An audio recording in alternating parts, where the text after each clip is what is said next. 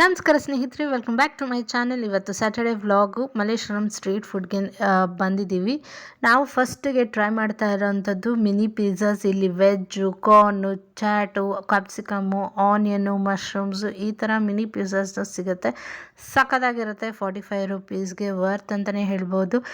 ಇಲ್ಲಿ ಕಾಮಾಕ್ಷಿ ದೇವಿ ದೇವಸ್ಥಾನದ ಪಕ್ಕ ಒಂದಿದೆ, ಆಪೋಸಿಟಲ್ಲಿ ಒಂದಿದೆ. ಇವೆರಡು ಜಾಗದಲ್ಲಿ ಮಿನಿ ಪಿಜ್ಜಾಸು ಸಿಗತ್ತೆ ಅಂತಲೇ ಹೇಳ್ಬೋದು. ಜಸ್ಟ್ 45 ರುಪೀಸ್ಗೆ.